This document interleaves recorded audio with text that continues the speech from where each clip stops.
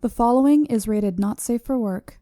It contains strong language, adult situations, and lots of spoilers. Discretion is advised. In the criminal justice system, cinematic-based offenses are considered especially heinous. The dedicated attorneys who investigate these villainous films are members of an elite squad known as the Reels of Justice. These are their stories.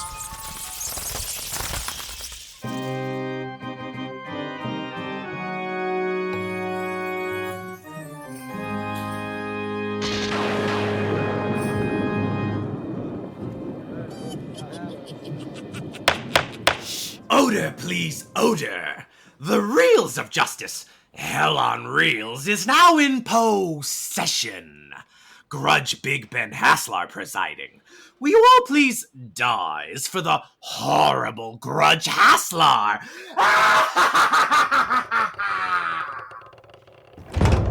That's your last one. You're almost out of here, sir.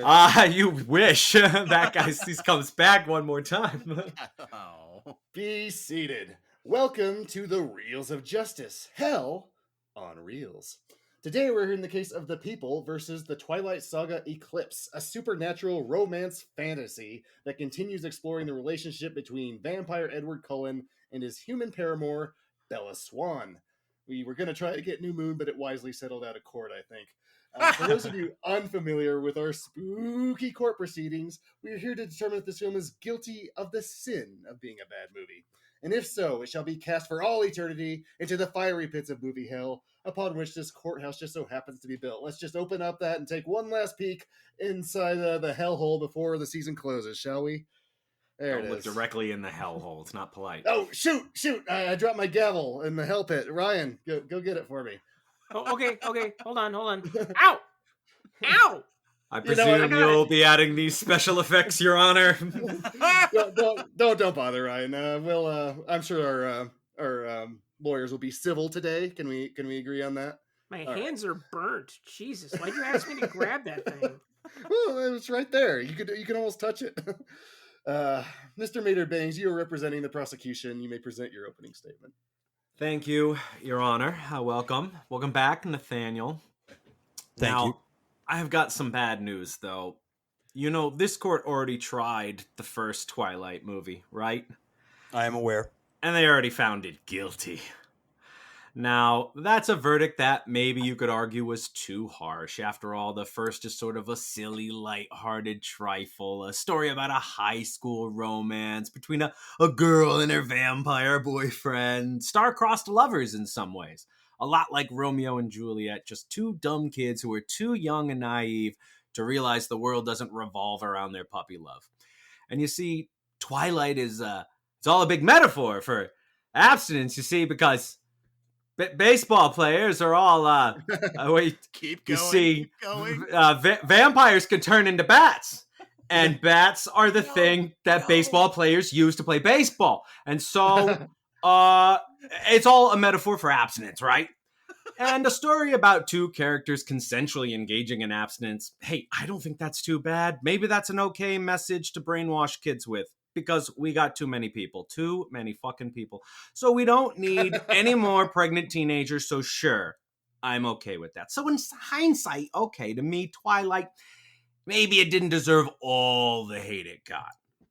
But we still found it fucking guilty. And now you're here to defend the third one. This is not a series that gets better as it goes on. Any of the kind of decent things we can say about the first one, they are out the window. So let's pack a lunch, because we're in for it today. Thank you, Mr. Maynard. Don't go counting your chickens, though, before they hatch. Here to defend the film is Mr. Nathaniel Jonsson. Please present your opening statement. Well, I am aware that the original Twilight was found guilty of being a bad movie in this very courtroom, and the bias towards this film is one that does concern me. And not only just because of this courtroom in particular, but also because this entire series is constantly being underestimated or dismissed as being nothing more than, as the prosecution stated, a metaphor for abstinence, which I don't agree with. I think that this is actually a story about, in particular, this film, which is better than the rest of the series, in my opinion, as well, is that it's supposed to be about finding love. It's about how love changes you and how love creates community, how love can be a blessing and a curse. And this series has always been about that. However, the concepts socially that it gets attacked with are always about that. I remember going to see the first two. There was a midnight screening of the second film. A friend of mine really wanted to go. I went with her because I cared about her and she wanted me to go. And there was a guy outside who asked me why I was there. I said my friend wanted to go, and he said, "Well, you got to do whatever you got to do to get laid." And I said, "Well, she's just a friend." That was and you. Yeah, and he was totally blown away by this. But I was like, that the idea that this series has always been seen as lesser because it is feminine, and as a there's a great doctor professor by the name of Kirla Janis, author of House of Psychotic Women. She did a really great documentary on folk horror, who did acknowledge that while it was problematic as a series, she did also point out that Twilight is the first, if not the only, horror-related property aimed at teen girls. They are a demographic that is constantly overlooked and dismissed by this genre. And I think that matters. And say what you will about the book series. I'm not a fan, and I came in to defend this film initially as a joke, but which I was drunk online. Guys, don't social media while drunk. But the You'll end up defending Twilight. But yeah, you'll end up defending Twilight. But no, I actually do think this film is actually really good. Well, not bad at the very least. It is a film. It is a film that is more complete than the rest of the series, and in many ways is actually the conclusion to a lot of films thematically, to the film series as far as its themes are concerned. But the professor. I don't want you to lose all your exhibits, so we still have your time after that. Okay, sure. Yep. Thank you, Mr. Jonsson. Mr. Maynard, you may present your first exhibit. All right, well, let's discuss the topic that we are all here for, marriage. The cat's out of the bag in this movie. Edward asked Bella to marry him. Oh my God. And she toad says yes eventually, because that's a great way to start off a marriage, by nagging someone until they finally agree to enter into it hesitantly. And I guess we can all debate whether romanticizing engagement between 18-year-olds is a good idea for a young adult, impressionable audience. The movie certainly introduces the idea that they're too young, but I think it ultimately idealizes it. But one of Bella's, actually maybe her only condition of marriage, is that Edward fuck her before the marriage. Now pump the brakes. Once again, the first film is, as I believe, a metaphor for abstinence. I think there's a lot there with them resisting the temptation and that they have to wait. I think it's pretty obvious there. It's at the surface. And say what you want about if you think it's dumb that vampires sparkle in the sunlight. I don't give a shit about that. They never sparkle once in this one, I think, actually. Strange, because they were outside a lot. But say what you want about that being dumb. At least if the story's a pro-abstinence message, that's probably not the most harmful message to impart to young developing teens. But now, in this third movie, you're encouraging those viewers to enter into marriage, maybe before they're ready. But now you've thrown the whole abstinence thing out the window and you're promoting sexual intercourse before marriage, which again, I'm not against. But it does seem to be in direct contradiction to your previous entry and a betrayal of one of your overarching themes. Okay, Mr. Jonsson, do you think this is a healthy relationship that's going on between these two? Does nagging work? I'm not sure I would see it as nagging. This is two people that very much love each other.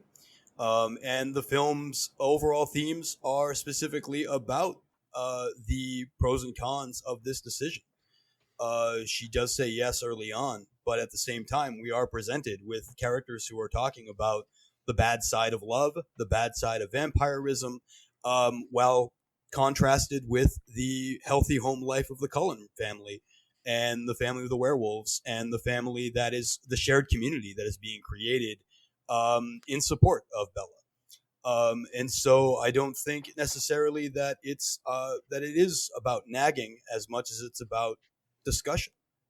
Is there a progression from like the abstinence that we were talking about in the first film? Well, again, it wasn't so much about. I don't know if I would necessarily agree it was about abstinence. I think that also I think a lot of that discussion automatically assumes that its core audience is incapable of making decisions. It's a little bit regressive, I think, to suggest that the core audience of Twilight is going to be that affected on a psychological or emotional level. But yes, I do think that there is a progression. Time has passed. They've had some ups and downs in their relationship, more than most people have, considering that we, did spend 2 films with people in direct danger or about to be killed off. We have dealt with characters who are, developing as characters, and Twilight Eclipse is very much about, I think, their end result of that development. Okay. Mr. Maynard, you may present your next exhibit. Well, I'd say, in response to that, I do think that viewers and readers are going to be influenced by especially what protagonists of series do. I think they're going to, if they like those characters, want to emulate them. They'll idealize them. So I do think when you create characters like this, especially for a teen audience, as this was mentioned earlier, to be aimed at, I'd also remind whoever said that this was the first aimed at young girls. I think there's been plenty of horror things aimed at young teenage girls. There's the Addams Family, for one, especially even the 90s movie series. I mean, the Powerpuff Girls fight monsters. And that's definitely entered into young kind of stuff. Buffy the Vampire Slayer. Hey! Don't Sabrina the Teenage Witch, maybe even. There you go. The book isn't even until 2005. I think the first movie's 2008 or so. So I think that's giving it a lot of credit. This is basically Harry Potter with vampires. But I'll move on because I like that you have say that you don't think it's about abstinence, but I would like to hear what you think about what it means for having Edward resisting his vampire temptations and needing to wait, and the two of them, being a non-physical couple, and that really being, especially very central to the story of the first movie in particular. Well, it's a discussion of danger. Edward is not exactly the normal teenage boy. They do outright suggest that sex would be dangerous for her in a way that it wouldn't be for normal people. He could literally kill her. And so, I mean, like, while you might make an argument that the theme of abstinence is there, I don't think it's necessarily the main purpose of Twilight. This series is very much designed very earnestly, and in fact Kevin Murphy of Riff Tracks referred to it as dopely earnest. It was among his favorite material to riff because of that. I don't think there is any cynicism or what's the right way to put it, mean-spirited aspects to this story. I don't think that this was ever intended to have much of a discussion. Cynical of relationships. Yeah, I mean, I don't know if it was ever really interested in having a discussion about sexuality except as a plot device. You compared it to Romeo and Juliet, and while they do bone in Romeo and Juliet. That's there exactly is what Shakespeare wrote. it's more about That was the exact words, yes. yeah. Well, I mean, Shakespeare, he didn't say anything directly, but he says a lot. What light doth yonder window bone? Yeah. But I mean, the much like Romeo and Juliet, the purpose was more about outside forces or even internal forces keeping them apart. And I think, but the outside forces, to make an objection, there are outside. There's the human influences saying that, hey, you're just too young to have this boyfriend, that are trying to keep them apart. And then there's all the vampires saying, hey, you can't be with this human because that's gonna fuck up everything. So there are people that are constantly trying to meddle in it, and that's not even getting into Jacob, which will be my next point. But most of the vampires, though, that are objecting to Bella for Bella's sake, not for Edward's sake. The main vampire that is against Bella becoming a vampire, becoming part of the family, is traumatized from her own experiences, which this film actually does delve into. And so that you have that aspect there. It's not so much that it's about, I don't think the theme of abstinence is as prevalent in this series as it's being made out to be. That's too bad, because I'm going to keep railing on it. Now, I wanted to mention that you promised me a Jacob exhibit was Jacob. Everything about Jacob is bad. Now, Jacob is in the first movie as just a friend, but beginning in New Moon and continuing in this film, Jacob finally transforms into a competitor for Bella's affection, ironically by getting a haircut. You see, he's also a werewolf. Actually, he's like a big dire wolf, which I kind of like the design of. But I do not like the way Bella pets him. Like, hey, yeah, that's what everyone wants. A big giant dog they can fuck. Well, maybe they... everyone's got a kink. Everyone's got a kink. Don't you judge. Yeah, maybe they might. Objection, kink shaming. Sustained. Overruled. I don't have my gavel. It's down there. Yeah, exactly. I've got the gavel. Just can't take you, grab it for you. Oof, still burns. Yeah. Ow, ow. Anyway, the addition of Jacob fucks up everything because, again, if we're gonna go with Twilight, as I think, as being a metaphor for abstinence, with Edward and Bella patiently waiting till marriage, resisting their temptations, Jacob is the complete opposite. Jacob wants to start fucking yesterday. He's always touching and holding and grabbing. He's physically dominant. Jacob is not a consent king. I'll get more into this in a moment.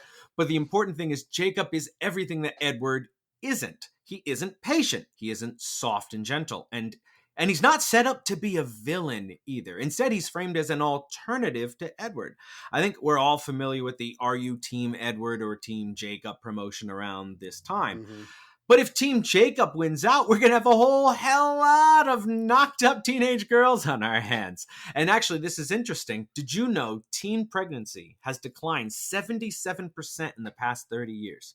Continuously and consistently trending downwards, except for a small time from 2005 to 2008, where it actually began to plateau and trend upwards again. Wow. Stephanie Meyer's Twilight 2 Breaking Dawn was released in book form from 2005 to 2008. So coincidence? I don't know. Can we afford to take that risk? Objection, though. He just spent like 20 minutes talking about how these films were about abstinence and are getting teens to not have sex. Until the introduction of Jacob, which insists that they should. Because frankly, if you're choosing Team Edward or Team Jacob, who's not taking Team Jacob? He's a big wolf. So which is it? Is it an abstinence film, or is it you should go get laid? A failed abstinence film, a film that started out in the first movie about abstinence that has now betrayed that topic. That has been my point since the beginning. It has thrown the abstinence out the window with the very uncomfortable insistence of premarital sex by Bella. Objection, with all stories, of the Jacob stuff. Objection, stories progress. Stories progress. Themes change. It's not a betrayal. It's just called story. Stories move forward. We'll let the jury get it out. They'll probably need a whiteboard to map out the progression of the films and if it's abstinence or not. I'm sure Dylan will have a lot to say about it. Maynard, did you have any other exhibits, or did you need to? Yeah, let's talk about consent. Because this is another reason Jacob is such a dangerous alternative to present to Edward. Because even if we're down to clown with premarital sex, and I'm sure we all are, Jacob does not take no for an answer, and that's a problem. and he's given it several times. Bella explains to him several times that she isn't romantically interested in him, but he continues to persist, saying, I don't buy it, you just won't admit it, I'm not giving up, believing he can change your mind, telling Edward she's not sure what she wants, like she's stupid. He kisses her without asking, after which she punches him, fair reaction, but they end up staying friends. And then later, again, when she won't kiss him, he threatens to go get himself killed. And then under that pressure, she agrees to kiss him. What message are we sending here? Has Bella been playing hard to get the whole time? Because that's not cool. Did she actually change her mind? Did she get guilted into it? I'd like to Objection. Bella chooses Edward at the end of the film. Then what is she doing kissing Jacob? What kind of message is that to send to our teenage girls? Or boys, whatever young impressionable minds are reading this. Because it's developing minds that this is written for. If this was just written for adults, I wouldn't have as much a problem with this. Adults can handle that kind of a story. Young impressionable teens are going to see these kind of choices and they're going to emulate them. Much like video games, right? Video games yes! People to shoot people. Correct. They do. We won't get quiet. We won't get into that. He brought it up. Well, that video games like cause people to kill people. That's you're talking about you're talking about impressionability. If they're so impressionable, then why isn't all fiction immediately determining what people do and what people don't do? I don't agree with the idea that fiction is this thing that causes people to do things. I think people young make adult decisions. fiction. Objection. I'm talking about young adult fiction, stuff specifically aimed at children. Okay, but then therefore it's the same with video games, right? Are you saying that but all things young like adult GTA fiction... aren't aimed at kids. They're not all audiences. They're specifically meant for adults. Now, if you're Are marketing you a saying that all adult GTA fiction should type be game, aspirational, Mr. Maynard? that all young adult and children. That all young adult fiction should be aspirational because otherwise... I think it's going to be no matter what. I think you can't help it. The first stories that kids absorb are going to be the things that they emulate and carry out and reenact. That's not a choice. I just think that's what kids do. I don't know. I read a lot of Fear Street as a kid. So I you've never got killed to anybody. There wasn't that much killing in it. Come on. In Fear Street? Yeah.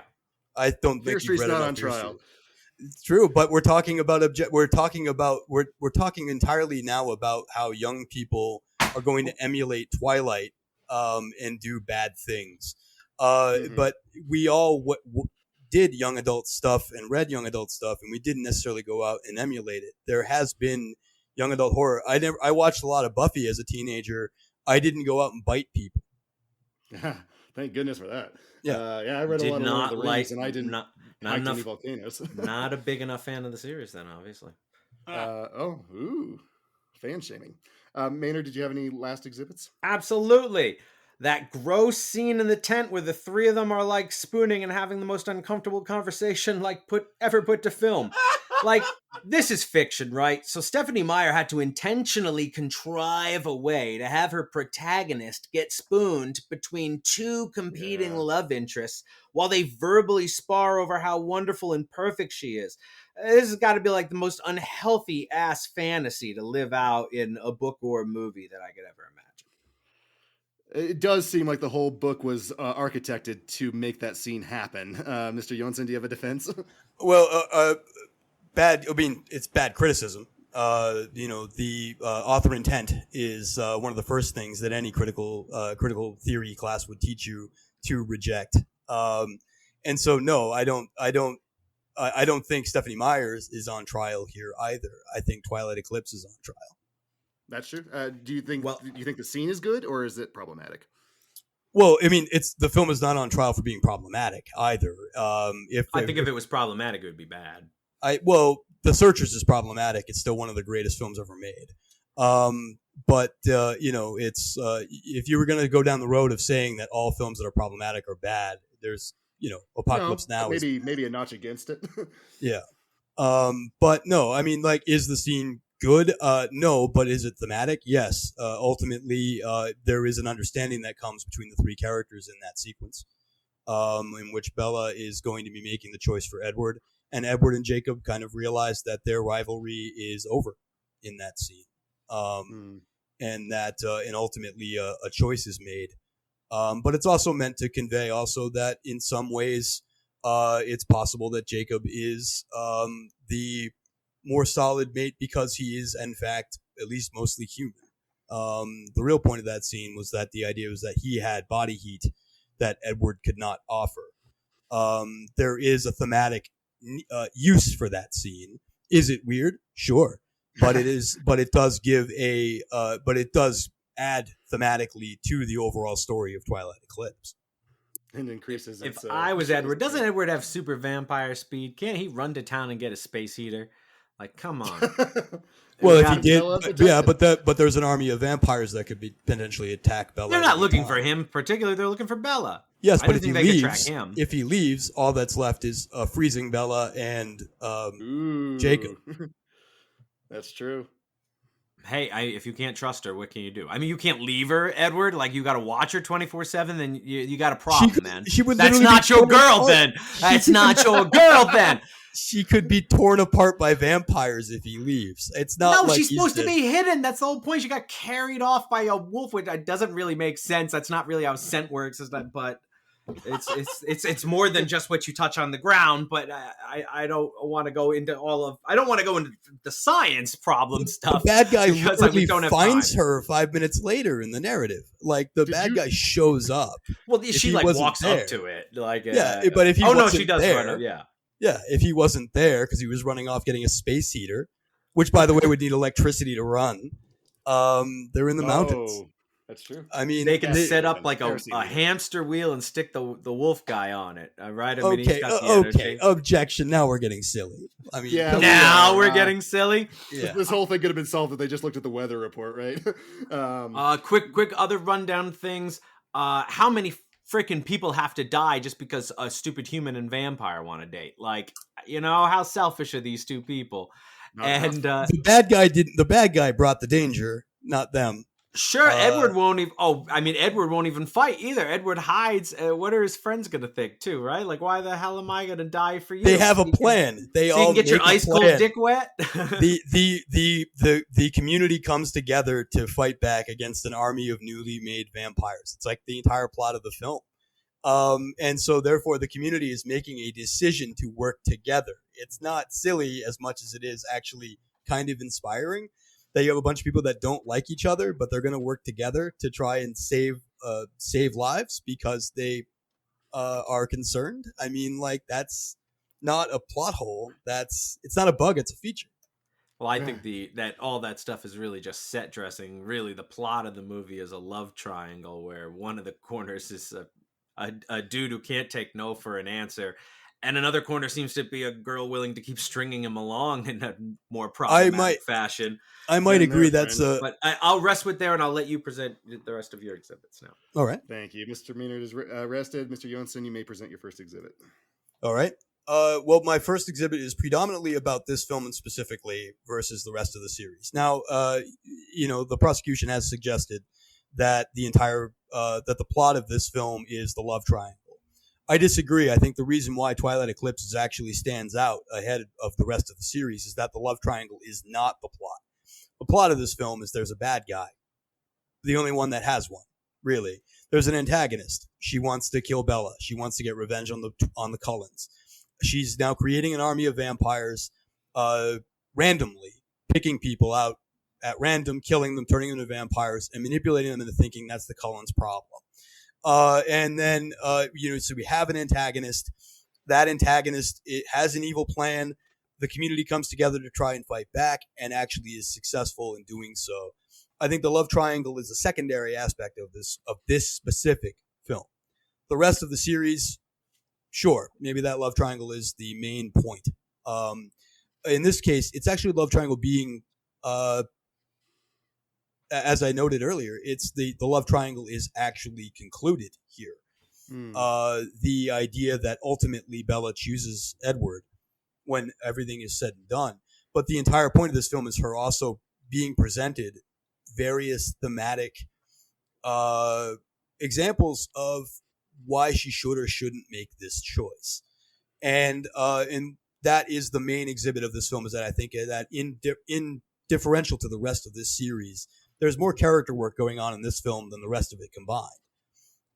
It is also a conclusion in many ways to the main story of this series.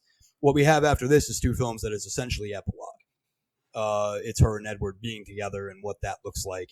And yes, you have the Volturi, who aren't particularly interesting. But in this film, we have an antagonist who is interesting. It's Bryce Dallas Howard. She is passionate, she is driven, and she has a plan.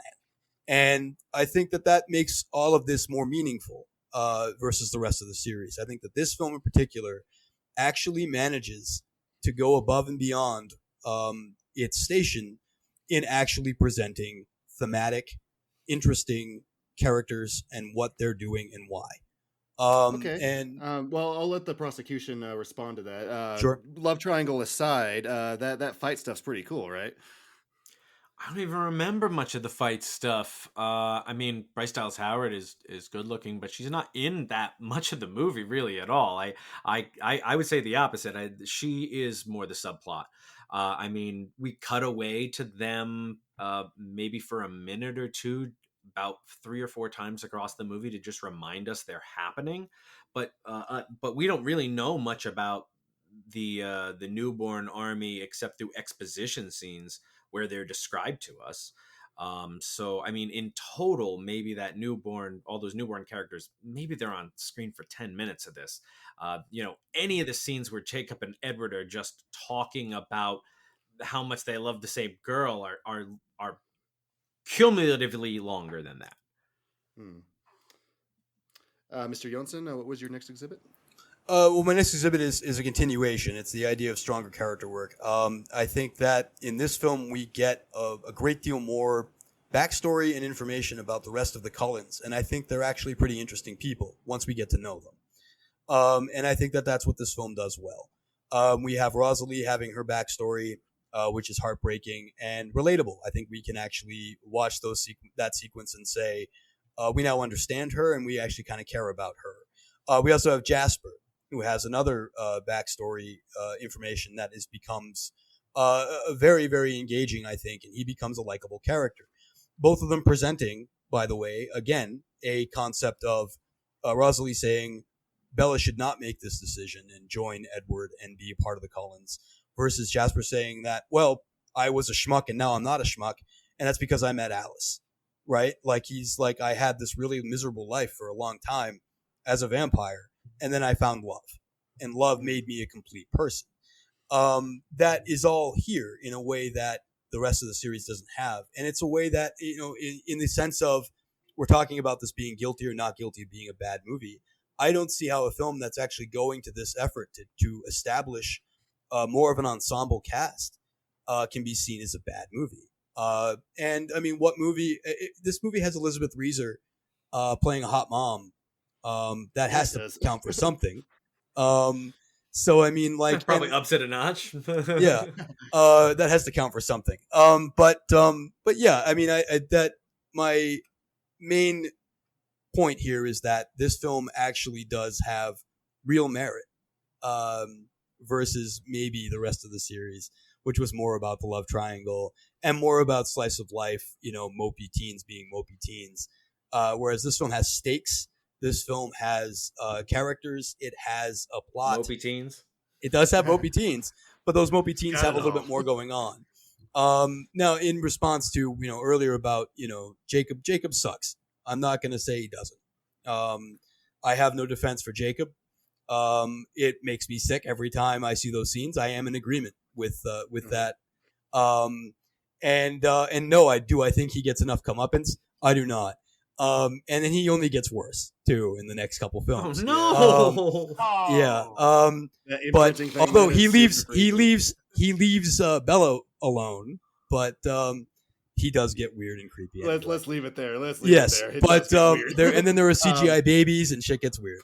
Oh jeez. I would like to hear from the prosecution though about the rest of the cast. Jasper's good. I do like Jasper. I don't know if anyone explained to Stephanie Meyer what the Civil War was, but you might not want to make him a Confederate soldier. It may not have been the best play, but he's a charming guy. we don't spend anywhere near as much time with him as we do with Jacob and Edward being weird. And Carlisle, right? We like Carlisle in this court. You barely get it. You get less Carlisle in this than you even do in the first, and I like Carlisle. He barely gets to impart any words of wisdom. The little glimpses you get of these characters, it reminds me of it's like when you're in after school detention and you can see your friends outside the window playing. So every few seconds you look over and you're like, oh, what am I missing? Something awesome back there. But then you got to listen to Jacob talk about not having a shirt on or something. And you're just like, God, why is this still going on? So, I mean, I don't hate the lore of this place. I think that some of the vampire powers are cool. I would like to know more about that, but way too much of this series is focused on this relationship, and it's a bad one. And my point earlier is that it's at least an unhealthy one. I mean, even without the addition of Jacob makes it so much worse, but it's an unhealthy relationship, and and maybe some people want to absorb that kind of fiction. I don't think it's a great kind of stuff to read. I think there's consent there. I think Bella and Edward, Edward is at least honest with her about what he is and who he is. Told Jacob about the engagement without her consent. This is true. Yeah, there is stuff that at the end of the day, he's still kind of a teenage boy as much as he is. Yeah, but that's not how aging works, though. It doesn't matter that he's not technically over 17. He's over 100 years old. He should be wise as fuck, like Carlisle is. Vampire mythology has always been complete at 25 or something. Yeah, yeah. He was turned at a young age. Depending on your vampire lore, you can make an argument that a vampire is generally stuck at the emotional maturity of the age that they're made. Like me. But my third point is the old chestnut of Mike Nelson's Roadhouse principle. This is a film. Here? Yeah, this film is made for a specific audience, and it works for that audience. And it was, I did the research, I looked it up. Critics were not necessarily kind to the film, but its fan response was fantastic. And even the critics that didn't like it were like, the fans of the series are probably going to eat this thing up. They love it. This is made for a particular audience, and that audience, and they knew what audience they were aiming for, and they went for it, and it works. And I think that can't be discounted. At least in a courtroom in which we're trying to prove whether or not a film is a bad film or a good film, or not a bad film, maybe. We do have an audience that genuinely loves this, and I think it's. I do agree. Maybe it got a little more personal with prosecution than I would have liked in the argument about, how teens respond to these things in terms of emulation. But I do think just as personal as I like it. Yeah, but at the end of the day, it was and no hard feelings, obviously. But the point is, my point is that the audience, whether or not they started boning or doing less boning, they loved this film. They did, and they love all of these films. And I think that if you're going to consider whether or not a film is guilty or not guilty, one has to take into consideration of who is this for and did they like it. And I think that Twilight Eclipse was made for a particular audience and even an audience that maybe had progressed a little bit more themselves. They were a little bit older. Because you got to remember, a couple years passed between films. In story, they're right after each other. But in the world, the films come out over time. 2 years apart. And so you have an audience that has gotten older, that a film in which the two characters sit around moping for most of its running time isn't going to run as well with that audience. And so they need a little bit more action. They needed a little bit more plot. And I think that this is what this film delivers, as well as some resolution. The love triangle ends here. A choice is made. God. And what we have after this is what happens next. But we do have, and then there's a little bit of, the Volturi show up and Dakota Fanning kills Jodelle Furland, and which is again another point. Series.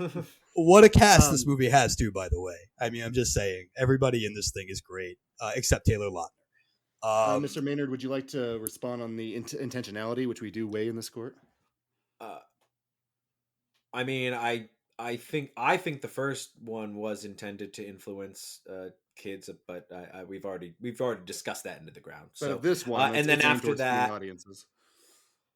I think this third one at this point it's all just about money, and that's where they're studio meddling and going, hey, you know, let's Yeah. really set up this Well, that was their whole intent. They won there, other too. side of it. So that's objection. Ultimately, the intent I think is money. Here. All Films movies, are all money. movies are intended to be made making money. Yeah. All right. Did you want to rest there, Mr. Jonsson, or did you have anything to tack on? Only that I ask the. Oh wait, I still have another thing, right? You have a closing argument. A closing argument. And yes, I rest here. Cool. All sides have rested their case. Mr. Maynard, you may present your closing argument. Thank you, Your Honor. Again, as I said earlier, you already found the first one guilty, and this one is so much worse. None of the potential redeeming factors of the first one are here. They've completely lost sight of the metaphor. The romance storyline has devolved into something grossly uncomfortable. So gross, daytime TV would be ashamed to air it. Now, I don't give a shit if vampires sparkle or if neon rainbows shoot out their nipples. That'd actually be a plus. But, I don't care about betraying any notion of horror trope canon or whatever. But if you're going to create fiction for developing adults, take some caution with what you set them up to idealize and emulate. That's because a whole lot of young girls grew up wanting to be Bella Swan. But were they Team Edward or Team Jacob? Thank you. Mr. Jonsson, you may present your closing argument. All right. Well, I would mostly would say that I disagree with everything he just said. This film is considerably better than the original film. It actually is more complete. It has more story. It has more plot. It has more theme. And we couldn't disagree more, I think, in the terms of intentionality in the way it's influencing teens. I think teens are smarter than they're being given credit for. And while they maybe wanted to be Bella Swan, I think they still understood in some way that a lot of this is uncomfortable. But also, guess what, ladies and gentlemen? Love is uncomfortable. And sometimes things get messy. And Twilight Eclipse is no exception to that rule. So my only last plea is that the jury keep in mind that the entire series is not on trial here. And that and to try and dismiss their biases towards this film, because we all have them as adult males. And thank you very much. Thank you, and thank you all. Members of the jury, Mr. Dylan J. Schlender, Mr. Big Ben Haslar, and Mr. Doesn't He Own a Shirt, Ryan Luis Rodriguez. You have all heard the spooky facts concerning this case, sort of. It's now up to you to determine if this film is guilty of the sin of being a bad movie and will therefore be condemned to the depths of movie hell. The Scaretaker will escort you to the deliberation room to render your verdict. Right this way! It's a shame to bid a boo to another Halloween season, but you know what they say. All's well that ends hell. You know, it was a long wait, but it was worth it. That's a good closer. And here we go with the deliberation in 579. All right, everybody. What a great case. There's one thing I love doing. It is really digging into these stupid Twilight movies. Ryan, what are you thinking about the movie, the case, Nathaniel Jonsson's arguments? What do you got? This is the 15th time I've seen this.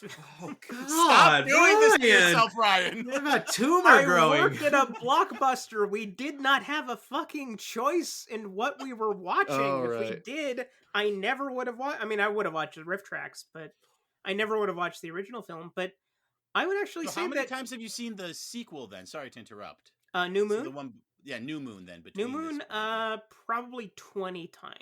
Okay. I've seen So the please, last Poor- two poor the man. least. I've seen each of those maybe 10 times. You were not Blockbuster paid had the enough. decency to I have a close. newfound respect for you, Ryan. Like when you say, like, give me props for being a Blockbuster thing, that's what you mean. Yeah, that's tough. It's not an easy job. I'm telling you. That's why we don't exist anymore. Fair enough. Yeah, these movies do get progressively worse. I do think that Eclipse is a worse film than the original Twilight, but At the same time, I think that the original Twilight actually has some directorial flourish that goes along with it, and that's mostly put by the wayside here in favor of the Edward and Jacob debate, which is the most non-starter debate that you could possibly have. Obviously, it's Edward. Jacob is a fucking creep. Every single time he's on screen, my skin crawls. I can't stand him. And I don't think it has anything to do with Taylor Lautner. I think it has to do with the way that character is written, or rather unwritten. But at the same time, I was listening to the arguments, and Nathaniel was bringing a lot of substance behind what he was saying. He wasn't simply defending a movie because it's hard to defend. I think that he was pointing out valid points that I had not considered. But at the same time, I'm not really concerned about, did teen pregnancy rise because of Twilight? We all know by now. It's like the baby boomers, but like the Twilight boomers. If you're 17, you're allowed to have sex. It doesn't matter if you're in love, you're allowed to have sex. Just wrap that rascal up. That's all I'm asking. It doesn't, but it's a problem if you become pregnant. It's not a problem if you're sexually active. That's a complete you're asking stigmatization. the 17-year-olds who are having sex. It's going right yes, up to them. Wrap that rascal. Wrap That's rascal all up. I'm saying. Okay, very good. Big Ben, I would like to hear your thoughts. Well, obviously these aren't aimed towards me. So if we're talking about that intentionality, I can't talk about it. And we mentioned that even in the first case. I disagree with Ryan a little bit. I think I like this one a little bit more than the first Twilight. And I think because it is the directing and like that history and like the battle and all this other stuff. I still hate the love triangle. Man, these are the most unhealthy characters ever, I think, when it comes to relationships, but everything else around it is pretty interesting. Jasper's fun. It's a lot in the directing of the battles and like anything actiony in the first one, impossible to watch. It's all glitchy and weird. Here it all flows. Here I can tell what's going on, and it's more cinematic with like the ice, mountains and fields going on. So it's better, at least from, I think, a filmmaking perspective. Yeah, but you're saying like you liked it, but you hate the love triangles. Like other I than hate that, the how love was the triangle. play, Mrs. Lynn? I hate the point. I mean, yeah, it is, and I The disagree with movie is Nathaniel the love on that. triangle. I'm sorry. I disagree with Nathaniel on that. That is the point of the movie, is the love triangle, and it's terrible. It's terrible. When all of this was happening, back when all this was contemporary, I always liked Team Jacob because Tyler Lautner was jacked, and I really respect the shape he got into. But now that I'm actually watching this movies, Jacob is terrible. No, I mean, it's true. It's like, what is going on? And why is Bella stringing him along? Even trying? God, it's so unhealthy. So I want to make a point that Maynard brought up about how it's about abstinence. Now, I don't think it's about abstinence qua abstinence, right? It's more about abstinence as a substitute for temptation. I know that's a little hair splitty, but I think it's an important distinction to make when you're looking at the first movie to this one. And regardless if you want to make that distinction, which I do, his point still stands that it's completely jettisoned for this movie, where she says a condition of getting married is that they want to bone now. And it's just like, it was more interesting when both of them were struggling with it more. And the only reason Bella's not struggling with it is to introduce Jacob as a potential rival, but that's handled so poorly, you can't really believe it as you're watching it. You're just like, no, this isn't good. And to another thing, to Maynard's point, we can argue about how much influence media has on young folks or anyone else, but when your target audience, as both conceded, is teenage girls, we know teenage girls are impressionable. We know, I mean, like, look at social media, look at mental health. These are things we know. So I think that is a perfectly reasonable line of attack to take on this film. And I think if you have a daughter and you see the way Bella is acting, you do not want your daughter to act like that. I don't necessarily think every single young girl who watches this is going to want to emulate it per se, but showing them that, like, this is how normal relationships are, this is a relationship that's worthy of a movie, of being the center of attention of 5 movies.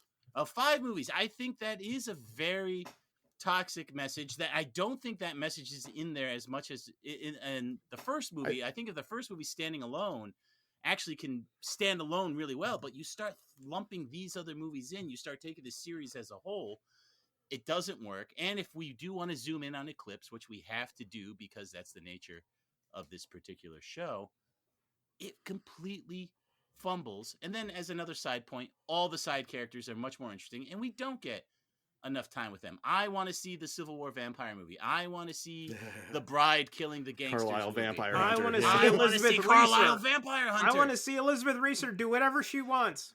Yeah, yeah. So I really respect Nathan digging into this. I really do. He made some excellent points. Unfortunately, it's just the movie exists. We watched the movie. Everything Maynard said was absolutely right, and it's a shame because I do think these movies aren't discussed with the nuance that we're bringing to it in Reels of Justice. I think there's a lot of meat on the bone. The only problem is it's the bone that you threw to the stupid werewolf dog, and he's gnawing on it now, and we want to stay away from that. So, at the risk of tainting everything by locking in early as the foreman, Yeah, I'm you not are. going to do it, and I'm going to toss it over to Ryan. Ryan, what are you thinking? Let's lock it in. I hate this movie.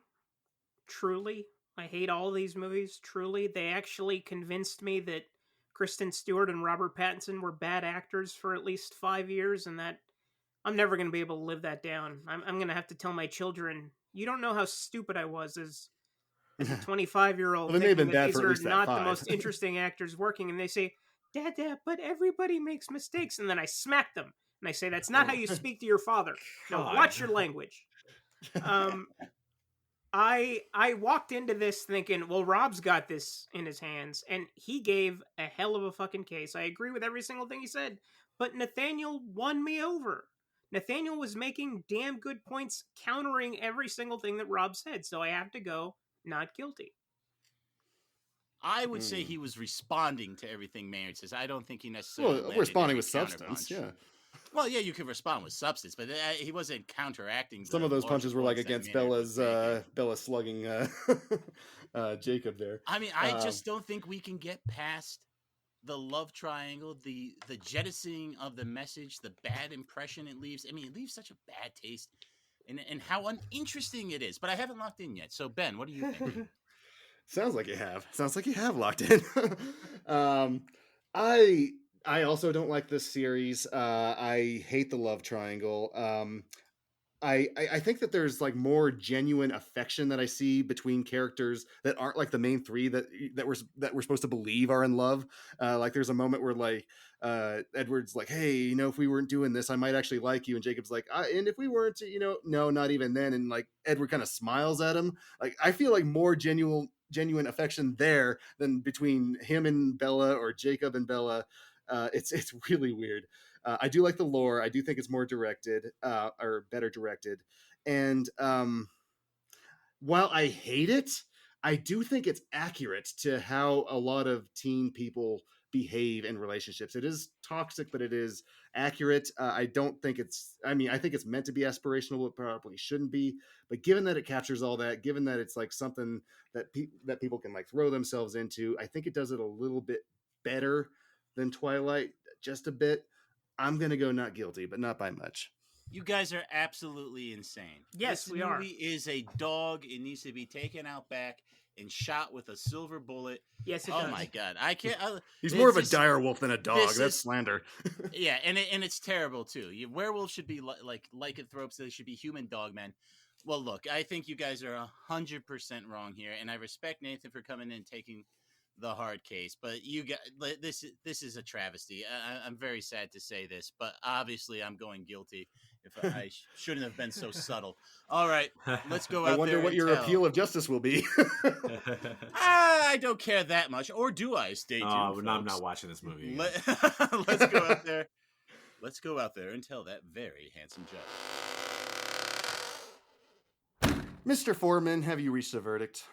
We have, Your Honor, despite my best filibustering, in the case of the people versus the Twilight Saga, Eclipse, we find the defendant, God help me, not guilty of being a bad movie. What the hell?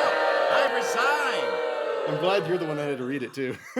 Ah! The verdict is so rendered. Eclipse is free to go and try to sell some of that A-grade poetry teenage angst that Bella had in her Trapper Keeper as the basis of a new spin-off. Ugh. God help us, court is adjourned. Oh, wait, I don't have my gavel. Ow, ow, ow. I'm here, it is, Judge. Here you go. Ow, ow, ow. Court is adjourned. This is the true Mumbly Mumblerson, the one and only, haunting all those who mill about the courthouse. It is said that any man who glimpses my horrific visage is damned for eternity, or mildly inconvenienced, I forget which one. Maynard Bangs, you really staked this one, but you're here to share it's on the jury's verdict.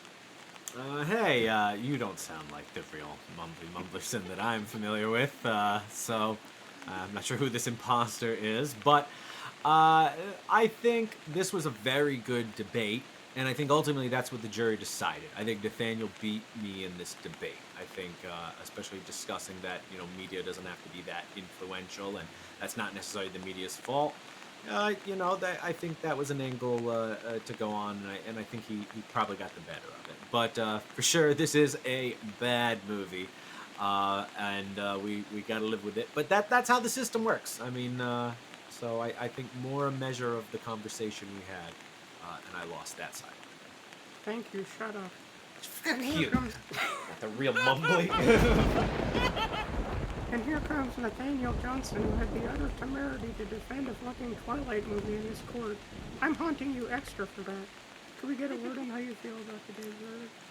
I'm actually really surprised that I won on this one. I think that Maynard did a really great job in attacking this film, and I really thought he had me beat. So I'm actually really genuinely shocked. I don't feel like I did that good a job on this one.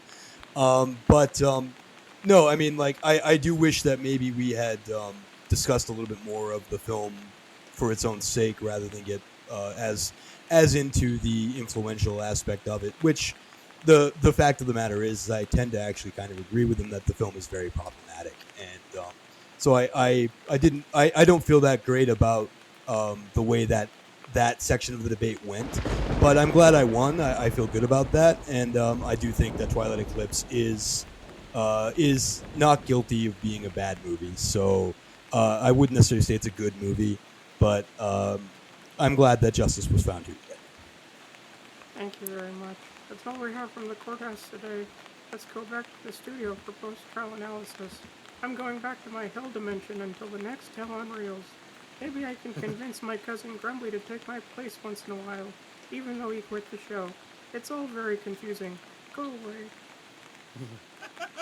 Well, gentlemen, this opens the floodgates. We are now having to do every single Twilight movie. No. I'll defend New Moon. If I have to. Once it's Nope, two, nope, we did I'm two James sorry. Bond films, and now we have to do all the Bond films we If did. Eclipse is not guilty, they all have to go up now. Nope. Okay, I am sorry. Nope. What the hell? You got to is find someone to wrong? defend them. That's the problem. God, Yeah, I'll I mean, defend I them don't- all at this point. Then I don't That's what think- it takes. I don't Jesus. think I could defend the other ones. I think originally I was asked like if I wanted to do New Moon, and I was like, no way, I can't defend that film. The director can't defend New Moon. He's No. been unable to do so.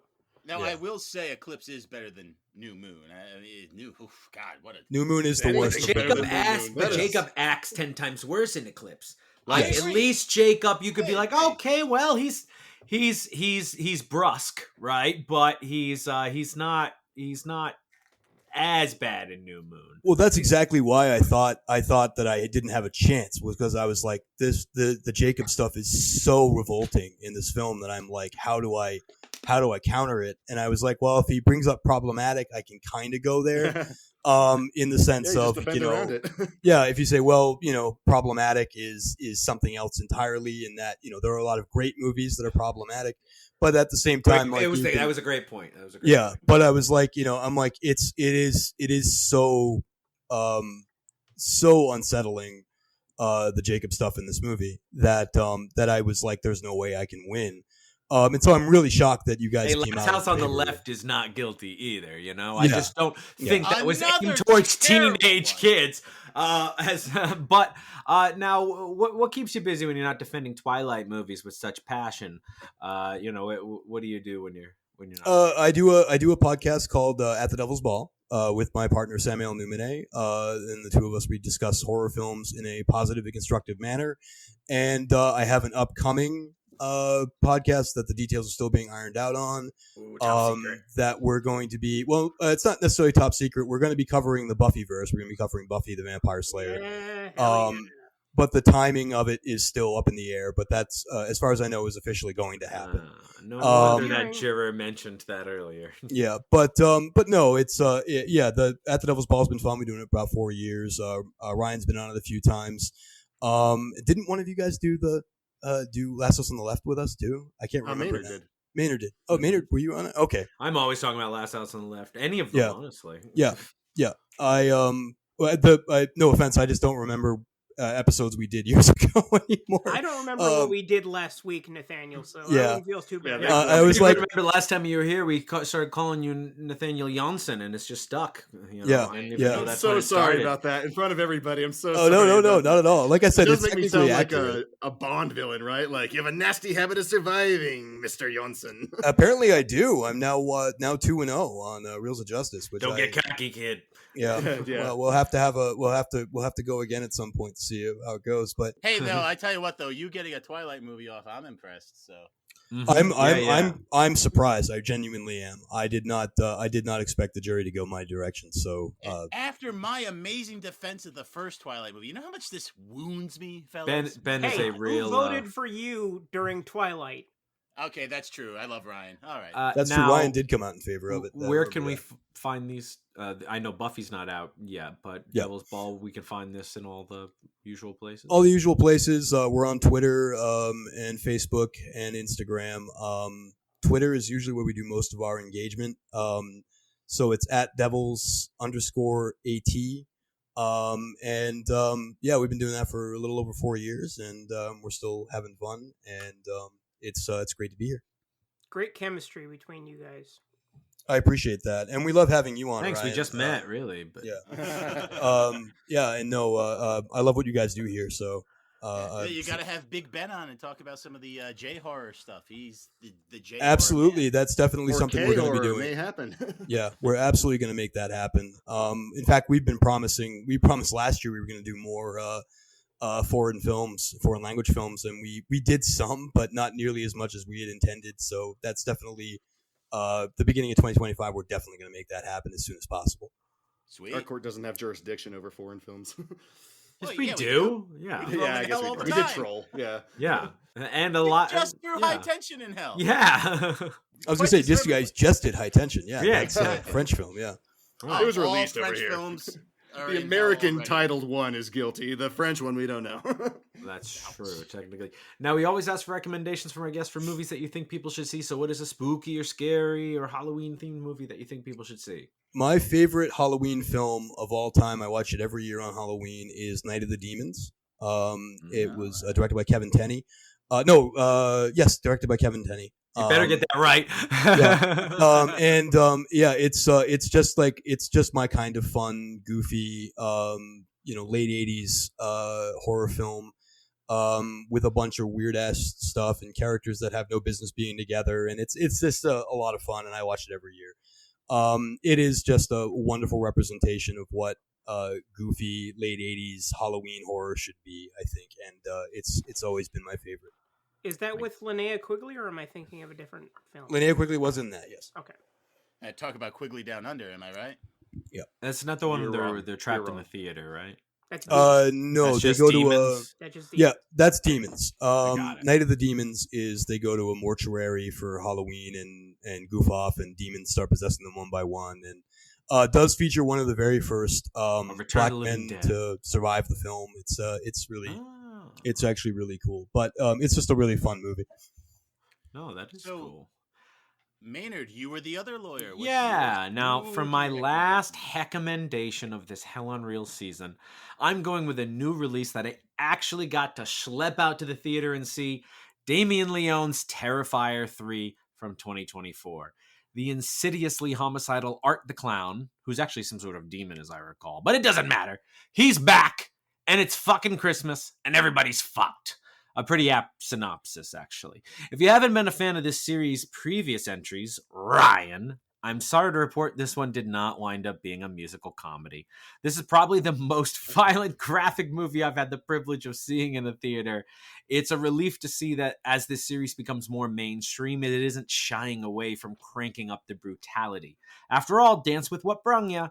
And as Terrifier 2 was an improvement on its predecessor in the way that it deepened the lore of Art the Clown, so too is Terrifier 3 another big step up for the franchise, with the Christmas setting proving to be an inspired backdrop for Art to splatter upon, constantly offering up interesting ways for him to kill anyone and everyone he meets. And I do mean everyone.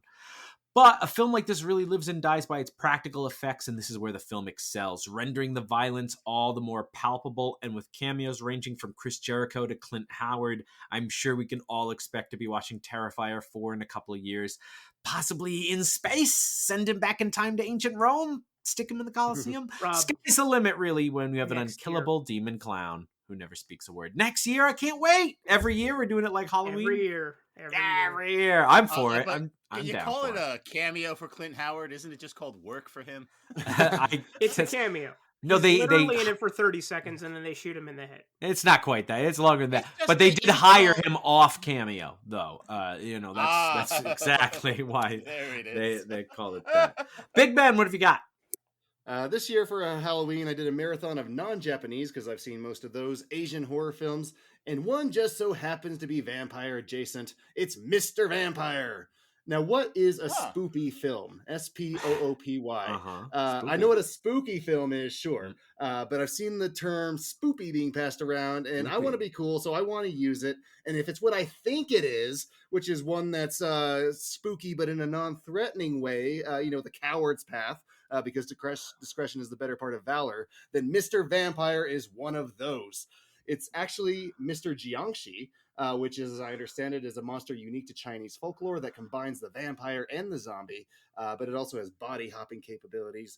This film takes this and combines it with a Hong Kong martial arts tropes of the day to create something that is truly unique to itself and spawned a slew of sequels and wannabe mock films. You won't be scared.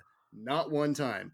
This film leans more on the monster's rules to execute comedy, somewhat in the vein of an Abbott Costello film. But if you're looking for something new to fold into your Halloween watching, I'd still recommend The Vampire's Doll, because that's better. I recommended that in the Kirk Thatcher interview. But if you've seen that, then this is the runner-up after that one. So you'll get to learn about superstitions surrounding the undead, other cultures, and if you find yourself being invaded by a hell beast, you might be grabbing the glutinous rice, or was it the non-glutinous? I don't remember. Instead of the salt during your next undead invasion. Ew, you get to learn. No one wants to learn, man. I want to learn. I bet. So it's spoopy. Yes. I think spoopy is just, it's cute spooky, I think. It's cute spooky. It's non-threatening spooky. Yeah.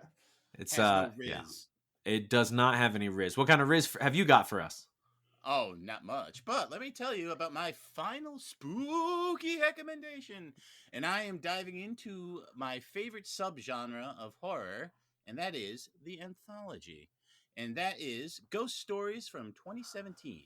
This film follows a skeptical psychiatrist as he explores 3 mysterious stories of the paranormal. The film looks great as it was shot in Rode Park in Leeds, England, and the cast does great work, Martin Freeman being a standout. But who is really surprised at that? All 3 stories are compelling in their own way, and our protagonist struggling with his skepticism makes for an interesting through line. The ending may ruffle a few feathers, but it does work. Not the choice I would have made, but not an ass pull at least. What it lacks in intensity, it makes up for in pretension, but it does all come together. Ghost Stories is streaming on Plex, and remember, it's just Ghost Stories, and is the one with Bilbo Baggins. Yeah, not to be confused with Ghost Story, which was the really good Ghost Story movie. Yeah, a Ghost Story, right? The movie where Rooney Mara eats a pie for 5 minutes. No, that was a Ghost Story. Okay. Ghost Story was the one with Craig Wasson and Alice Krieg. You lost me at Craig Wasson. Oh boy! I'll be right back with that pie though. Which one is the Ghost Story? What have you got for us? My Send us on home. Spooky recommendation is not a traditional horror film again. In fact, most people wouldn't consider it to be horror at all. Here's a very simple But rule. It has lingered on my mind for years since I first seen it, haunting me, and therefore I think it qualifies. It's Peter Weir's 1975 Australian masterpiece, Picnic at Hanging Rock. It's a great It movie. follows several young schoolgirls having a picnic at a place in Victoria called Hanging Rock. It seems like a tranquil situation. As long as you look out for snakes, you should be fine. But then several of the girls go off exploring despite explicit warnings not to stray from the path and disappear without a trace. We never learn what happened to them. No clues are offered. It remains a tantalizing mystery. Such a tragedy juxtaposed against the beautiful landscape creates quite the cognitive dissonance, and having just watched the outstanding Criterion 4K Blu-ray, I'm convinced that it's one of the most lushly photographed films ever made. Weir is a master for a reason. Picnic at Hanging Rock is currently streaming on what used to be HBO Max and the Criterion channel. When the moon is full, he turns into a werewolf. So the guy who founded the Grateful Dead was also an Australian movie director? Is that what this is? Correct. Oh, okay, very good. It's Bob Weir. Oh, and so this is a different Bob Weir? Yes, Henny Witch Weir. Weir. Well, they Clearly pronounce all and at a spell time. their name differently. There it is. So we are all out of show. Want to thank our guest, Nathaniel Jonsson, or Jonsson, as Ben prefers to say, for joining us. Thank you so much, Nathaniel. Oh, thank you. It's been fun. Yeah, we've had a blast. We'll have you back to defend another Twilight movie. Hopefully next time I can get to do something that I really feel good about. Nope. That's not how the show works. And we hope everyone else will join us Breaking as Dawn well. Part 2. As the Reels of Justice, Hell on Reels keeps burning. Count it. Wrap that rascal. Please follow us on Twitter at Reels of Justice, Instagram Reels of Justice, and Facebook.com/Reels of Justice.